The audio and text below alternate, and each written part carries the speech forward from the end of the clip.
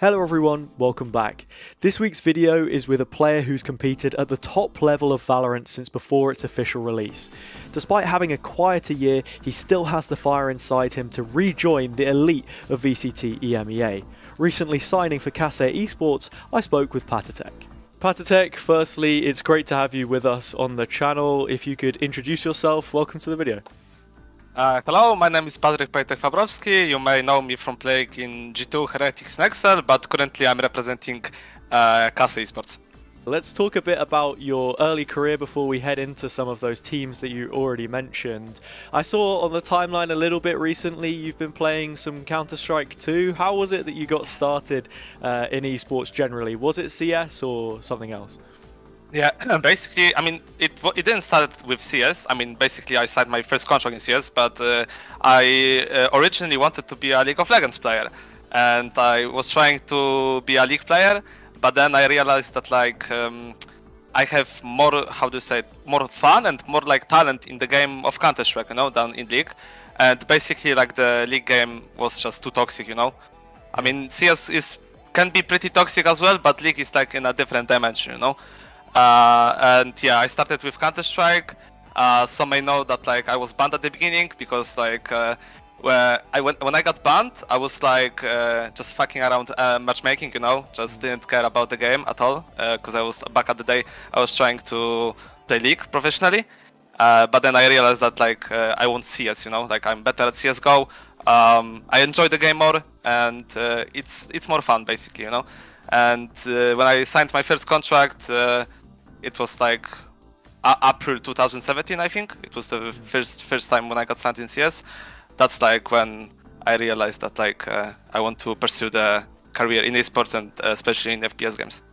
There's an interesting point there about the VAC ban that you were speaking of course, in CS.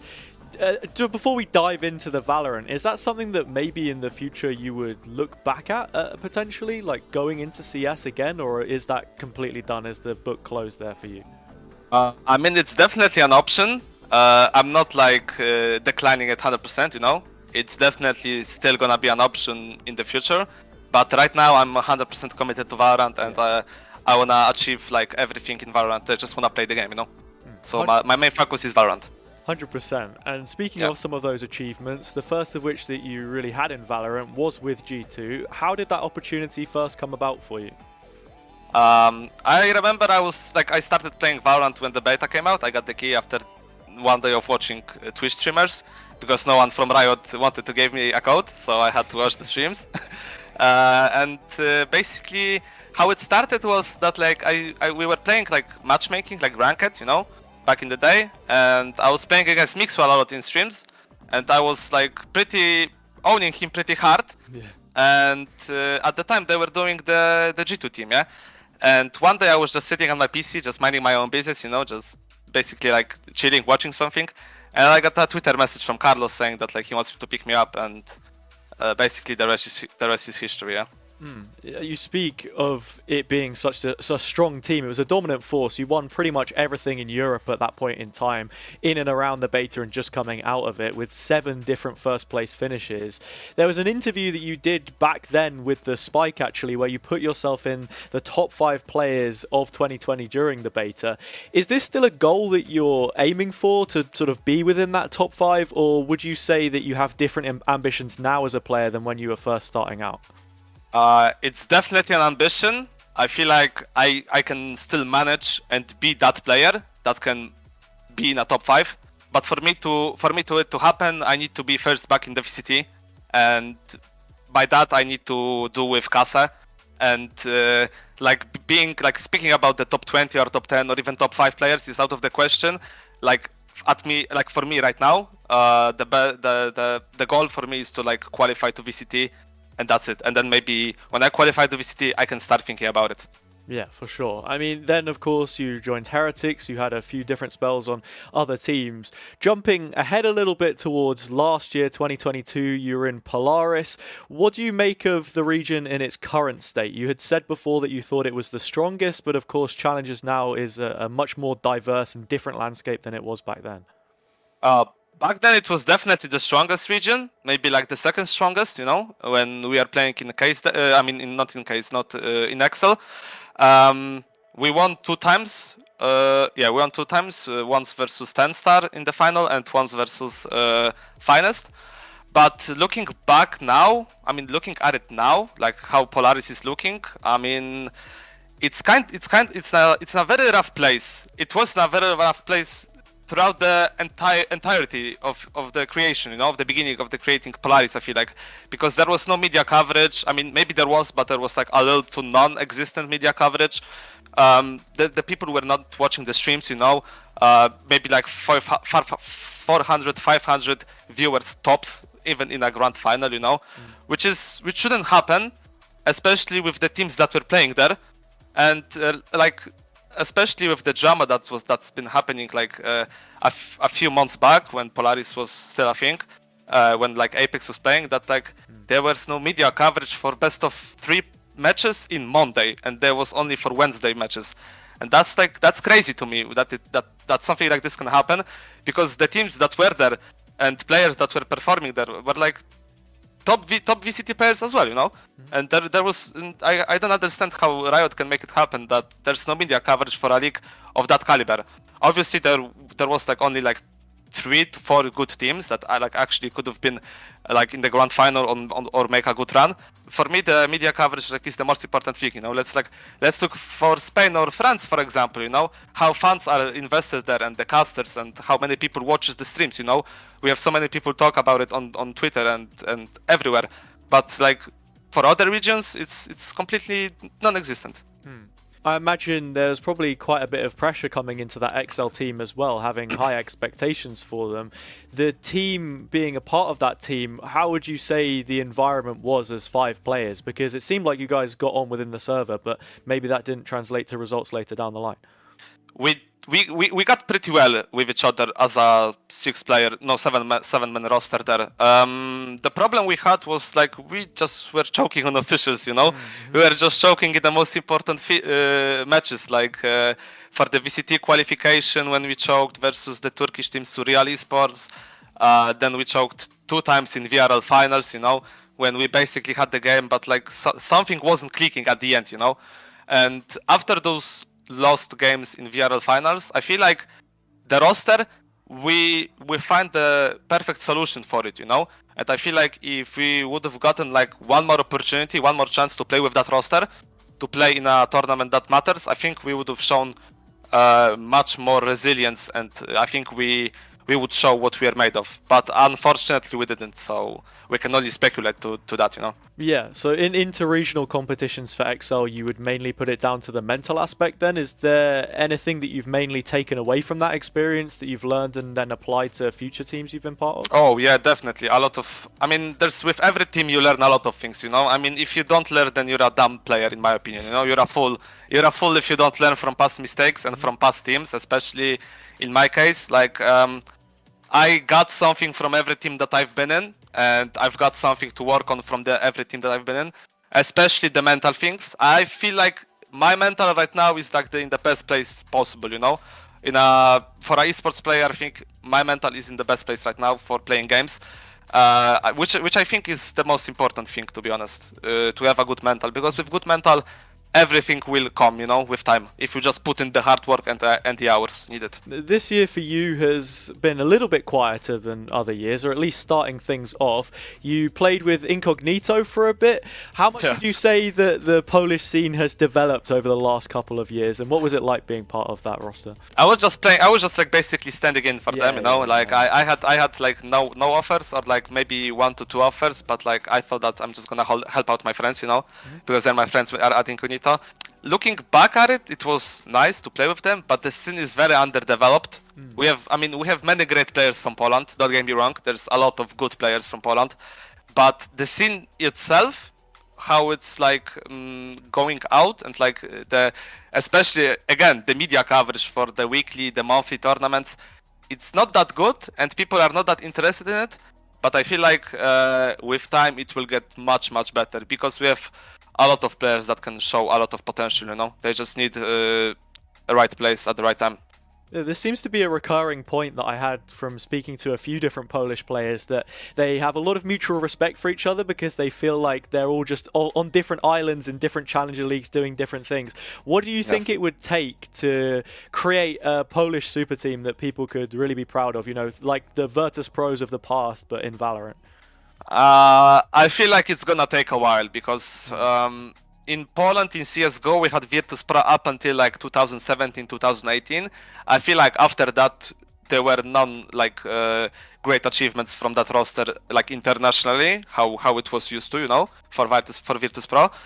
But then again, to create a roster of that caliber to perform on the international level, I feel like it's gonna take a while. It's gonna be same with CS, you know. We didn't like. I think it's like part of the Polish mindset as well. If you get too many Polish players, it's gonna be a little bit hectic. People are gonna have problems, you know. One try with Anonymous in East, and that didn't go well, obviously. But I don't know what's gonna take it. I feel like it's gonna take a while, like 2 or 3 years at least for a 5 Polish roster to be achieved and for them to be great, you know. We have a lot of potential, but that potential needs to be used and good in a good place. No, we'll just have to wait and see, and maybe we can check back in the future and see if maybe it's developed any more than like you put. What do you think of some of the newer talents within the region, such as paTiTek, who you've played with, maybe Kayak as well, to throw a couple names out there? I mean, the paTiTek and Kayak, they are very good players. They have like a lot of potential, especially paTiTek and especially Kayak. You know, I play with both of them, and I've seen what they are capable of, and I'm rooting for them 100%. And I feel like they're gonna go big places, but they need to like go. I call it like they need to go through the mud. You know, they need to go like through every step of esports like career to be at the top. You cannot just like take paTiTek or Kayak and put them at a tier 1 team and expect them to perform and to be like a player that's been there for like 5 years already, or maybe less, you know, but with the experience. They just need to get the experience. I feel like after they will get experience, they will be ready, and I feel like they're gonna do big damage. Then, of course, you stayed in East for the second split with Diamant. You were the regular season MVP. What was the feeling like coming into playoffs for you there after having such a great performance and a lot of people actually fancying you to make it through? Maybe not Ascension just because of how the circuit points worked out, but how was it for you? We were pretty confident we were pretty confident going into the playoffs, but I feel like the experience and like the instability of the team like made us lose the semi-final against Enterprise. I feel like we just choked a bit, you know. Maybe people got into their heads. Maybe like something happened, and I don't really know what, you know, because it's like it's sometimes hard to like be in a team. You play, you think things are going good, but actually they are not going good, you know. And then you see the scoreboard and it's like, okay, I feel like we are doing good things, we are communicating properly, we are doing good things on the server, we are shooting heads as well, but like we are not winning, you know. And like sometimes that a little bit of edge is needed for the team to win, and we didn't have that, unfortunately. It felt like the pickup of you and paTiTek certainly galvanized the team quite a bit to spur them on to have such successful performances in that regular season, then push on to the third place in the playoffs. Do you think you could have done more with the team if there was an additional split, then looking into Ascension, if you were able to take that top spot and it maybe opened up play-ins or that direct route for you? Definitely. I feel like we had we had preparation, but it was a preparation done quick. It was done efficiently, but it was done quick. I feel like if we had more time to prepare like certain maps and certain like just our playstyle, you know, to just get our playstyle done with Paco, I feel like we would have done. I mean, I think we would qualify for Ascension 100% if we had one more split with Paco and with the guys, because the guys were great. The whole Diamant org was great.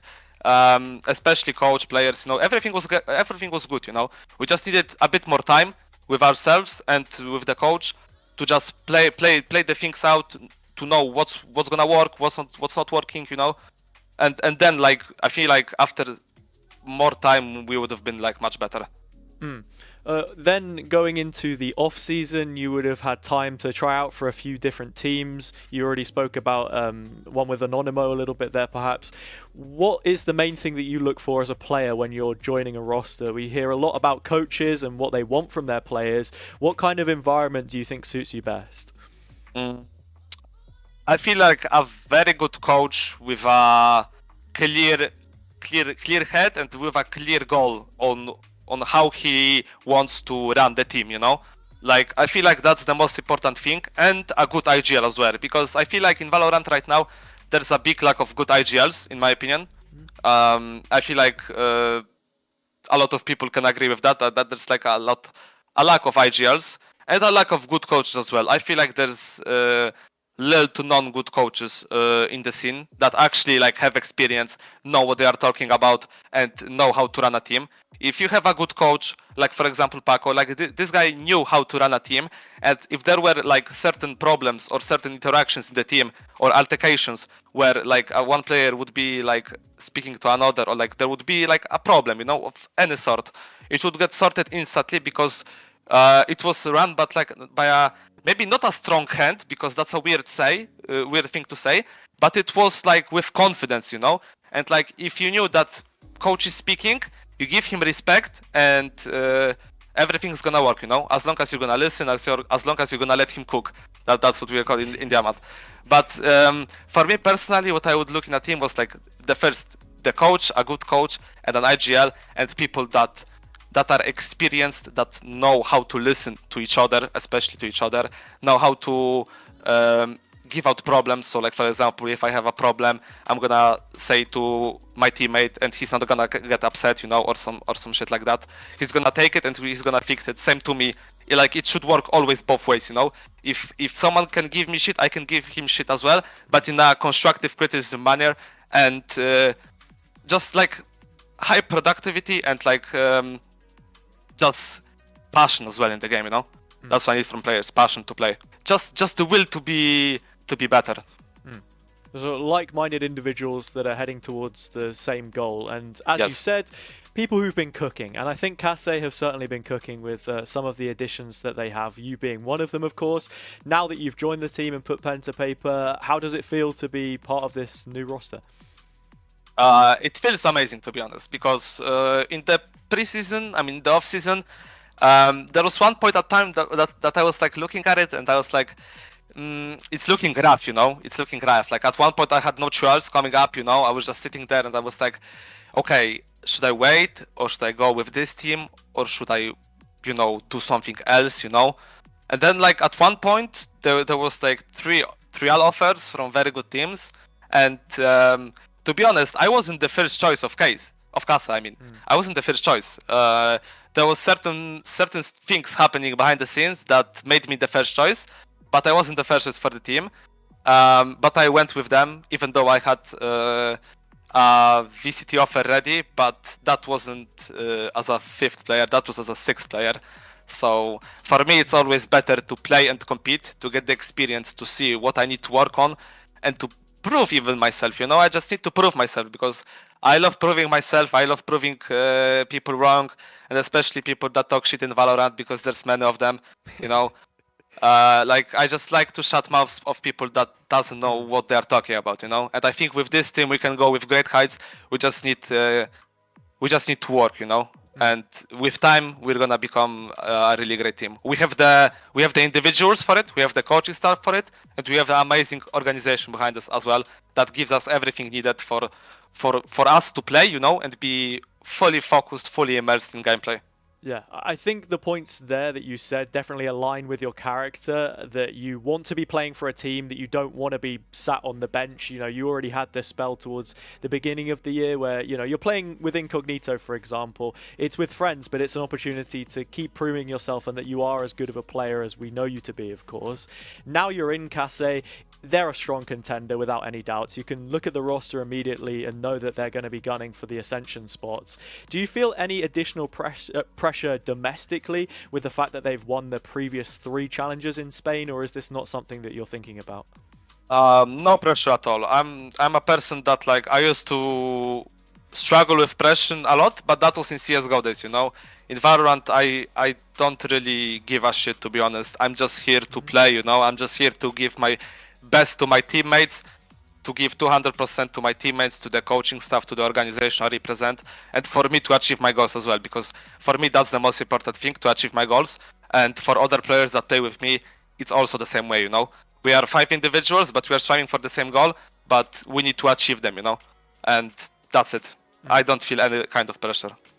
You already spoke a little bit about IGLs, how important they are, that they're running in short supply, and maybe there are some new ones coming in, others not getting spots on rosters. This is now your 3rd time linking up with Foxie on a team. What's it like being with the main man again? I mean, it feels good, you know. I got the glimpse of him on Excel, and I realized like how he can become as a player and how he is as a person, especially because he's my grand friend, and I just like to play with him because he knows what's up, you know. He's a good IGL as well because he learned a lot from Jumpy back in Excel days, and he's still learning. And I feel like, I mean, I don't want to give him a head, you know, because like he thinks of himself as a best IGL out of franchising, which of course I'm gonna say that he is, you know, but I don't want to get him to get ahead, you know, in his head, you know. Yeah. But yeah, I mean, he's a great player, he's a great guy. And it feels good to be back with him on the team, especially with this caliber team, because I feel like we didn't got a chance to show what we exactly were in Excel, and I feel like in Case, that's our second chance, and we need to take this, and we're gonna take it 100%. Yeah, well, look, if you're not going to give him a big head, I can certainly gas him up quite a bit. I think he's come on quite a lot, both inside and outside of the server, so I'm excited to see what he can bring to the team. You have to also then include the coach, Lucas Rojo. He's been here since the beginning of the year. Andreas has come in from Hookahs as well to give some more ideas in the coach slot. How do your ideas of playstyle align as a player and then him on the coaching staff, and how does this affect your role in the team? We just had a boot camp, and to be honest, like three days of the boot camp, 3 first days of the boot camp, we're getting smashed by everyone on practice, you know. It was like looking really bad, I'm gonna say. But then, like, we just had a talk, you know. I feel like the problem was that people were not just on the same page, you know.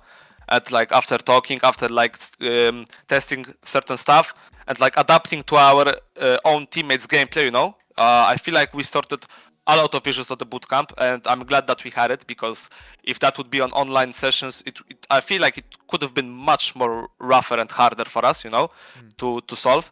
But on bootcamp, we solve it instantly, and now our game plan, our like vision of the game aligns with the coaches. And for me, like even switching on the role, because I haven't played smokes competitively for a while, for me it's been quite easy, you know, with the staff, with everyone that I'm working with.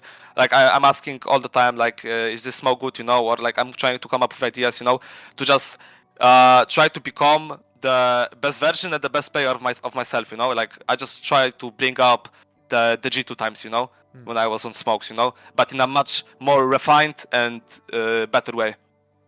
Yeah, your answer leans into the next question I was going to ask, actually. You have played several roles. It used to be a lot of like Phoenix, secondary duelist back in the day, some Cypher, Initiator most recently. Are you now specializing in smokes then? Is that sort of where you see your future in the game? I joined this team to be a smokes player, but also we have maps where I'm playing Raze. We have maps where we are playing Rain. I know I'm still that guy that is flexible, but my main role right now is to be a smoker. But I can still play any other agent. You know, like I will have no problems adapting, and I will have no problem playing any other agent in the game. You've played at a high level, of course, pretty much since the game first came out. How would you compare playing at the top level these days to how it was back then? And what is the biggest difference in the last few years of Valorant's development as a game? I think it was much more hectic, you know. People were just trying to be innovative and try to create stuff that they didn't know that it's not working. But now if people know that like they are trying to come up with something and they know it's not working, they're gonna change it they're gonna change it in 1 to 2 days, you know, based on how it's going. And I feel like that's the most important thing about Valorant, how it was back in the days and how it was now. back in the days, people were just going on the fly, you know. It was more like just using straight up simple abilities, you know, and then going with aim and like going with refrags, just like basic things done right, you know. I feel like right now it's still the same, but it's a lot more depth added into the game, a lot more tactics, a lot more like the gimmicky plays, you know. People figured out how to play certain agents a certain way, and you need to adapt to it. And I think like that's the biggest difference right now. Now coming out of boot camp as well, how would you say that the team environment and the team culture compares to previous teams that you've been a part of? Would you say it's any different, or are there certain similarities that you'll take away from it?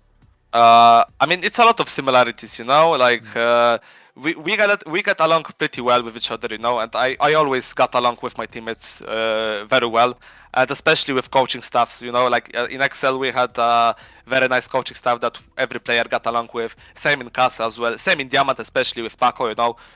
Every guy respected paco, and like we just respected the guy, and like it was just nice being around him, you know. And it's like with every other coach, with every other team, you know. It's just nice to be around these guys because it's like it's your job, you know. You need to be around. I mean, you are around people for like 6 to 9 hours a day, you know. And you need to enjoy to spend time with them, you know. You can't be like playing in a team where you join TeamSpeak, you're like already done with the day, you know, because you don't like someone and you don't enjoy being with someone. I mean, you gotta make certain sacrifices as well, you know, but that's another thing. But getting along with each other is a very basic thing, which a lot of people I feel like don't understand, and it can create a lot of problems inside of the team, but as long as you're gonna speak with each other and you're gonna solve problems on the fly, then it's fine, you know. It's always gonna be fine. Having spent a little bit more time with your teammates at boot camp, then, if you had to share a desert island with one of them, who are you picking? Who's going with you and why? I think I will pick Tyler, you know, Foxie, because I've known the guy. I mean, we bonded in Saudi Arabia when we went to play for the Ultimates for 1 month, you know, and I lived with him for 1 month, and I feel like that time made me like bond with him in a way that like I don't see myself doing this with other people, especially esports people, you know, especially esports players. But yeah, I would definitely go with him because he understands me, I understand him in a way that like most people need to spend like a year or even, you know, 3 years to just get to know each other to that level. Yeah, I'm definitely going with this little ginger. Yeah, and I mean, trust is also really important in game as well. Building that up with your teammates. Would you say that's one of the reasons why you wanted to keep playing with Foxie? Because it would enable you to sort of trust each other more in game and be able to pull off plays which would otherwise require a bit more coordination? Definitely. I mean, like with him and me, it's like sometimes we argue, you know, but it's like, I mean, maybe not sometimes. Yeah, sometimes.